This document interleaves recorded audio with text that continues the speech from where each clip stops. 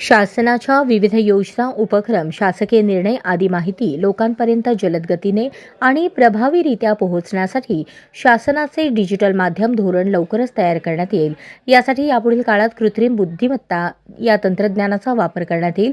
विविध नवमाध्यमांचा प्रभावी वापर करून शासकीय योजनांची माहिती जनतेपर्यंत पोहोचवण्यात येईल, असे मुख्यमंत्री देवेंद्र फडणवीस यांनी सांगितले.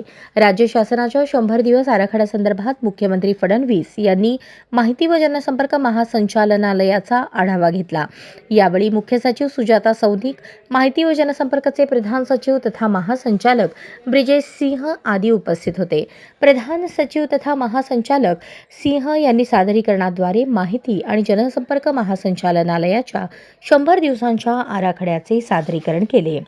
माहिती व जनसंपर्क महासंचालनालयाच्या कामकाजात यापुढे कृत्रिम बुद्धिमत्तेचा वापर करण्यावर भर द्यावा, असे मुख्यमंत्री देवेंद्र फडणवीस यांनी सांगितले. फडणवीस म्हणाले की राज्यात येणाऱ्या मान्यवरांना महाराष्ट्राचे विविध पैलू दर्शवणारे कॉफी टेबल बुक तयार करावे.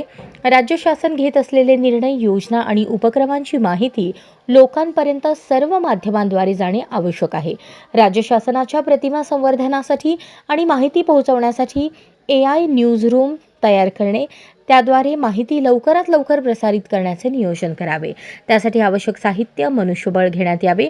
पत्रकारांसाठी असलेल्या आरोग्यविषयक तसेच इतर विविध कल्याणकारी योजनांना गती देण्यात यावी. पत्रकार पुरस्कारांचे लवकर वितरण करण्याचे नियोजन करावे, असेही निर्देश मुख्यमंत्र्यांनी दिले.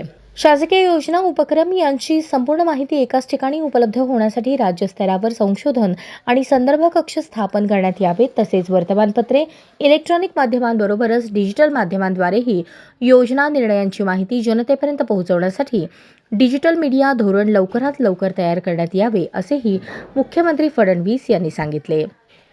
बैठकीतील महत्त्वाचे मुद्दे: AIचा प्रभावी वापरावर भर, माहिती जलद गतीने पोहोचवण्यासाठी यंत्रणा, महासंचालनालयाच्या बळकटीकरणावर भर, सध्या अस्तित्वातील सर्व होर्डिंग डिजिटल होर्डिंग्समध्ये बदलणार, सोशल मीडियाचा प्रभावी वापर वाढवणार, एकाच ठिकाणी माहिती उपलब्धतेसाठी संशोधन आणि संदर्भ कक्ष.